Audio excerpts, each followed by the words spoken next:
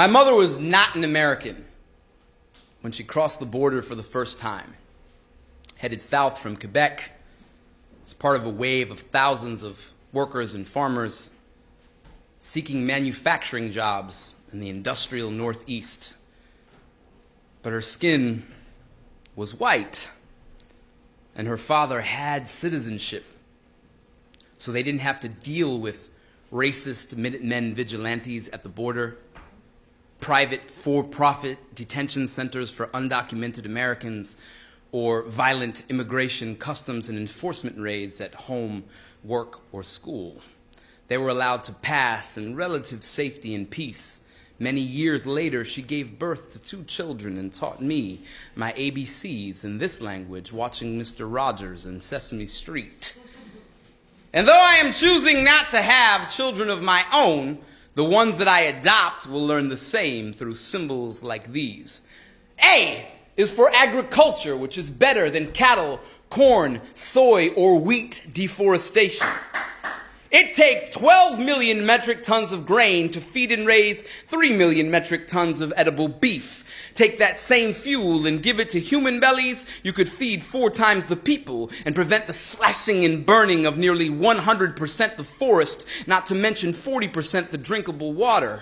E is for economics, energy, and evolution. Fail to see how these things relate, and our globe will choke on the gaggles of genomes we are greedy enough to make. Huge industrial juggernauts kill. There are over 900 billionaires in existence. Total their wealth, and you've got more money than the combined asset of every other working class person on earth. Billionaires. The 1%. What anarchists and socialists have been referring to for over 100 years as the ruling class.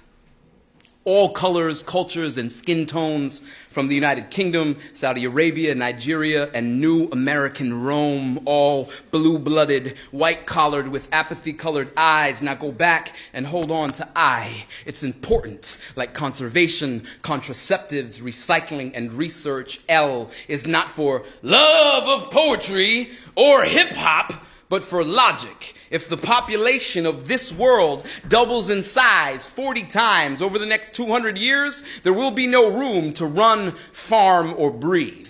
That may not be enough to scare some into changing their daily routine, but as for me, I am terrified. Now, observe, P is for police officers who are overworked, underpaid, and undertrained. If the only people actually applying at the police academy are football players who weren't good enough to make it in college and ex-military men with a propensity for violence, then the only people actually holding guns in the name of the law will be fucking football players who weren't good enough to make it in college and ex-military men with a propensity for violence.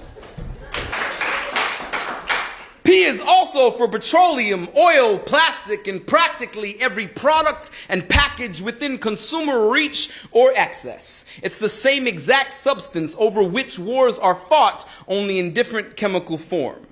Governments send soldiers out to kill and die for more than just gas. That's right, P is for petrol, but also for polymers and privileged control over power sources. When international bankers and the industrial military complex partner, then perpetual war quickly becomes the most profitable endeavor possible. So let's question our goods, who makes them, where they come from, and how they're distributed. We have a relationship with all of these things. When someone or some piece of earth is being destroyed in the process by which our goods get to us, then we are ultimately responsible for any harm done.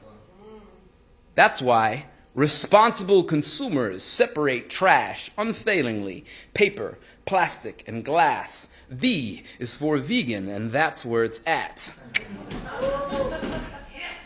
Actually, V is for vegetarian, vegan, and omnivore. As long as we are doing everything we can to keep our money out of an earth-destroying, animal-torturing factory farm corporation's hands. Now, which one of the following is a figment of America's fucking imagination?